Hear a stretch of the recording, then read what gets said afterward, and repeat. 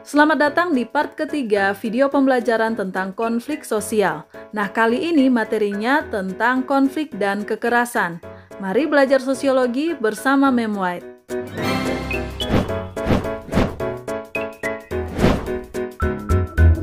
Pertama-tama izinkan Mem untuk menyapa kalian semua. Halo, apa kabar? Sehat? Puji Tuhan. Nah, sebelum kita mulaikan kelas kita, siapkan hal berikut ya, yaitu buku catatan. Oke? Dan tujuan pembelajaran kita hari ini yaitu yang pertama, kalian mampu membedakan konflik dengan kekerasan dengan benar. Kemudian yang kedua, kalian mampu membuat kesimpulan mengenai perbedaan konflik dengan kekerasan. Sekarang Mem White mau bertanya nih, mengapa konflik harus dibedakan dengan kekerasan? Nah, pihak-pihak yang berkonflik akan melakukan berbagai cara untuk saling mengalahkan. Bahkan, suatu individu atau kelompok dapat melukai dan menyerang pihak lawan dengan menggunakan tindak kekerasan. Oleh karena itu, konflik terkadang diidentikan dengan tindakan kekerasan. Apakah benar demikian? Nah, untuk menjawab pertanyaan ini, mari kita kaji secara lebih mendalam tentang kekerasan. Pertama-tama kalian amati dulu ketiga gambar di bawah ini. Ketiga gambar ini merupakan contoh dan ilustrasi dari kekerasan. Silakan diperhatikan gambar pertama. Kemudian gambar kedua. Dan gambar ketiga. Nah, setelah kalian mengamati ketiga gambar tadi, apa yang bisa kalian kemukakan dari hasil pengamatan kalian? Bagus sekali. Selanjutnya, untuk memahami kekerasan, mari kita lihat bersama definisi kekerasan. Di dalam bahasa Inggris, kekerasan itu adalah violence. Violence itu merupakan sebuah nomina atau kata benda yang berarti pertama, perkosaan, yang kedua, keganasan, yang ketiga, kekejaman, yang keempat, kekerasan, yang kelima, kehebatan, dan yang keenam, pengerasan. Kesimpulannya, menurut Kamus Bahasa Inggris Terjemahan Indonesia, arti kata violence adalah perkosaan. Arti lainnya dari violence adalah keganasan. Kemudian mari kita lihat definisi kekerasan menurut Kamus Sosiologi. Kekerasan merupakan suatu ekspresi yang dilakukan oleh individu maupun kelompok di mana secara fisik maupun verbal mencerminkan tindakan agresi dan penyerangan pada kebebasan atau martabat.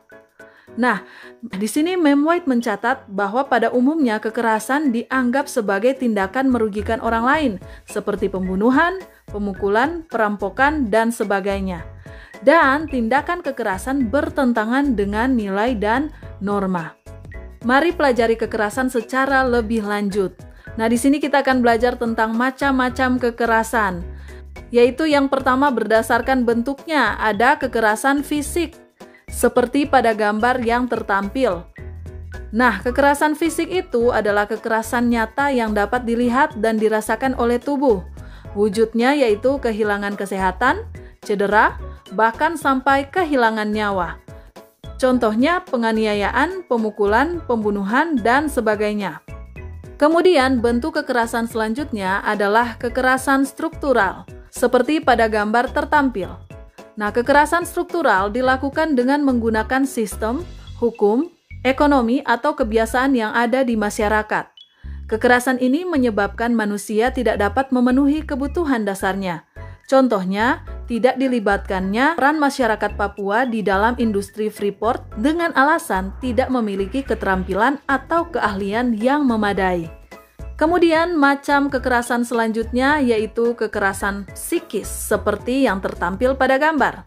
Kekerasan psikis itu merupakan kekerasan yang ditujukan pada rohani atau jiwa, sehingga dapat mengurangi atau menghilangkan kemampuan jiwa seseorang. Contohnya, kebohongan, ancaman, tekanan, dan sebagainya. Selanjutnya, mari kita lihat macam-macam kekerasan berdasarkan pelakunya. Berdasarkan pelakunya ada dua macam kekerasan, yaitu kekerasan individual dan kekerasan kolektif. Nah, kekerasan individual ini adalah kekerasan yang melibatkan individu melawan individu. misalnya jambret, pemukulan, penganiayaan, dan sebagainya. Sedangkan kekerasan kolektif yaitu kekerasan yang dilakukan oleh kelompok, misalnya kerusuhan Poso, tragedi Sampit, tawuran antar pelajar, Tarkam, dan sebagainya. Mari kita berpindah ke slide selanjutnya. Nah, di sini Mem White meminta kalian untuk ayo berpendapat. Kalian akan menonton cuplikan video dari film yang terkenal. Sebelum kalian menonton cuplikan film tersebut, kalian harus tahu bahwa kalian akan menjawab kedua pertanyaan ini, yaitu yang pertama, apakah peristiwa ini termasuk kekerasan? Jika ya, kekerasan macam apa? Jika tidak, apa alasannya? Dan yang kedua, apa saja macam kekerasan yang terdapat pada video ini? Mari kita menonton. Ini ada yang sengaja mau ngejebak aku, beneran. Ini buktinya udah ada di depan kamu semuanya, kamu masih bisa nyangkal. Kok bisa sih? Aku nggak lagi mau nyangkal. Terus? Aku cuma mau bilang bahwa ini semua nggak bener. Kamu nggak ngerti, dan kamu tuh semenjak hamil selalu begini, curiga terus bawaannya. Aku juga bingung kenapa harus curiga terus. Aku kerja buat kamu, buat Raya. Fine. Kamu kerja keras buat aku sama Raya, fine. Thank you. Tapi yakin? Cuma buat aku sama Raya? Ya yakin dong, buat siapa lagi? Terus ini apa? Lydia Danira itu siapa, Mas? Namanya ada di mana-mana loh di sini. Kamu sampai transfer berkali-kali ke dia pakai rekeningnya. Aku sendiri nggak tahu loh kamu punya, Mas. Oh, nggak cuma itu. Kamu beliin dia penthouse harga 5M. It's a fucking penthouse. Terus kamu bawa dia ke Kapadokia. It's my dream, not her. My dream, Mas. Oh, kamu gila sih. No. Kamu yang udah gila. Aku yang gila. Kamu yang udah gila, Mas. Kamu tahu pergi ke Kapadokia itu impian aku, Mas. You're too much. No, you're too much. Kamu udah gila sih. Kamu ngaco sih. Kamu yang udah gila. Kayak begini ngapain? Dengar. Do you love her? I don't know what you're talking about. Do you love I said I don't know. No, dengerin aku dulu.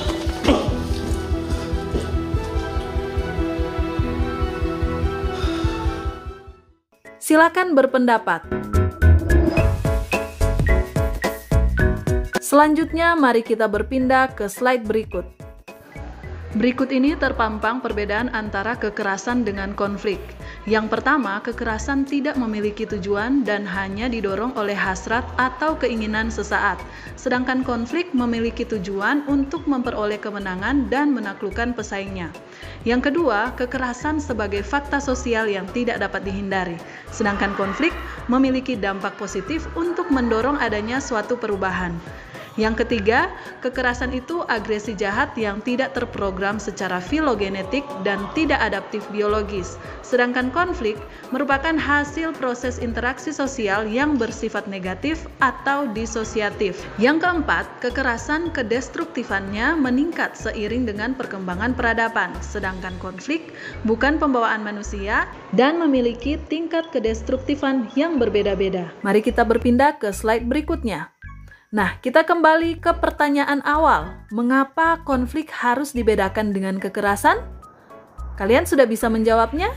Silakan kemukakan jawabanmu di buku catatan atau di kolom komentar ya. Baik, selanjutnya kita ke sesi aktivitas.